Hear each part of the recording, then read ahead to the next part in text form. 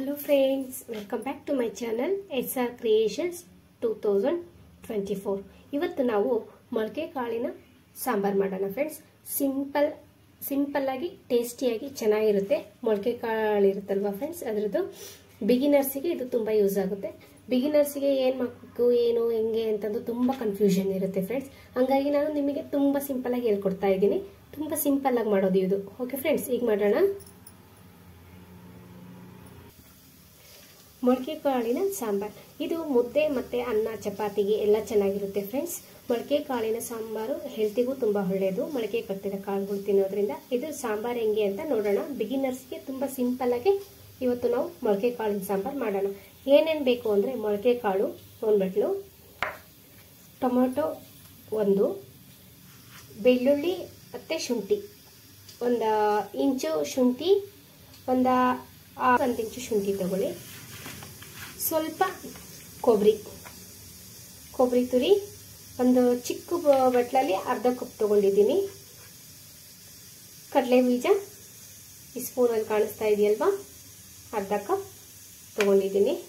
ಅರ್ಧ ಕಪ್ ತೆಂಗಿನ ತುರಿ, ಅರ್ಧ ಕಪ್ ಕಡಲೆ ಬೀಜ ಉದ್ದಿರೋದು,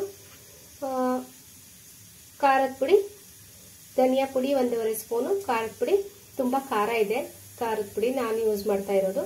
ನಿಮ್ದು ಖಾರ ಇಲ್ಲ ಅಂದ್ರೆ 1.5 ಸ್ಪೂನ್ ತಗೊಳ್ಳಿ. ನಾನು ಖಾರ ಇರೋದ್ರಿಂದ 1 ಸ್ಪೂನ್ ತಗೊಂಡಿದ್ದೀನಿ. ನಾನು ಮಾಡ್ತಾ ಇರೋದು 4 ಜನಕ್ಕೆ.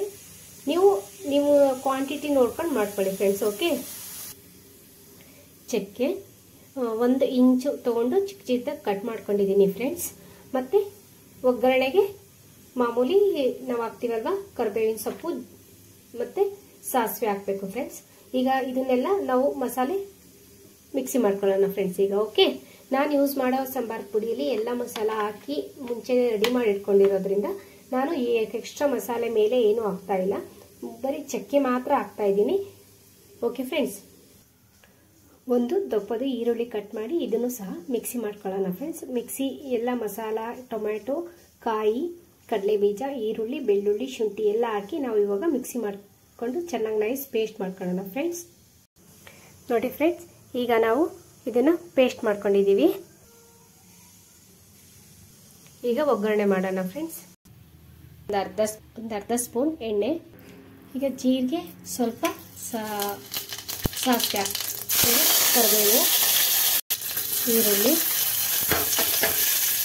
ಸಾಸಿವೆ, ಜೀರಿಗೆ, ಮಸಾಲ ಹಾಕೋಣ ಫ್ರೆಂಡ್ಸ್. ಈಗ ನಾವು ಮಸಾಲ ಹಾಕಿದೀವಿ. ಮಸಾಲ ಹಾಕಿ ನಮಗೆ ಎಷ್ಟು ಬೇಕೋ ಅಷ್ಟು ನೋಡಿ, ಸ್ವಲ್ಪ ಜಾಸ್ತಿ ತೆಳ್ಳಗೆ ಮಾಡ್ಕೋಬೇಡಿ, ಸ್ವಲ್ಪ ಗಟ್ಟಿಗೆ ಇರಲಿ, ಜಾಸ್ತಿ ನೀರು ತರಬೇಡ, ನೋಡ್ಕೊಂಡ್ಬಿಟ್ಟು ನೀರು ಹಾಕೋಬೇಕು.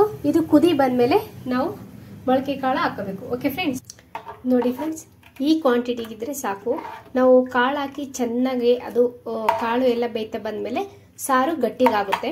ಹಂಗಾಗಿ ನಾವು ಸ್ವಲ್ಪ ಜಾಸ್ತಿ ಗಟ್ಟಿನೂ ಅಲ್ಲ ಜಾಸ್ತಿ ನೀರೂ ಅಲ್ಲ, ಆ ಥರ ಆ ಕ್ವಾಂಟಿಟಿಗೆ ನಾವು ಸಾರನ್ನ ಇಟ್ಕೋಬೇಕು. ಇವು ಕುದಿ ಬಂದಮೇಲೆ ನಾವು ಹುರುಳಿಕಾಳು ಹಾಕೋಣ, ಮೊಳಕೆ ಹುರುಳಿಕಾಳು. ಓಕೆ, ಈಗ ಮೊಳಕೆ ಕಾಳು ಹಾಕೋಣ.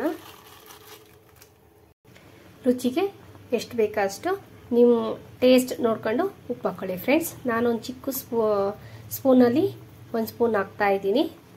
ಕ್ವಾಂಟಿಟಿ ನೋಡಿ, ನಿಮಗೆ ಎಷ್ಟು ಟೇಸ್ಟಿಗೆ ಬೇಕೋ ಸ್ವಲ್ಪ ಕಮ್ಮಿನೇ ಹಾಕಿ ಫಸ್ಟು, ಆಮೇಲೆ ಟೇಸ್ಟ್ ನೋಡಿ ನೀವು ಹೆಚ್ಚು ಕಮ್ಮಿ ಇದ್ರೆ ಹಾಕೋಬಹುದು. ಜಾಸ್ತಿ ಆದರೆ ಪ್ರಾಬ್ಲಮ್ ಆಗುತ್ತಲ್ವಾ, ಅದಕ್ಕೆ ಈಗ ಚೆನ್ನಾಗಿ ಕುದೀತಾ ಇದೆ. ಇದು ಚೆನ್ನಾಗಿ ಕಾಳೆಲ್ಲ ಚೆನ್ನಾಗಿ ಬೇಯಲಿ. ಈ ಕಾಳೆಲ್ಲ ಬೆಂದಾದ್ಮೇಲೆ ಲಾಸ್ಟಿಗೆ ಕೊತ್ತಂಬರಿ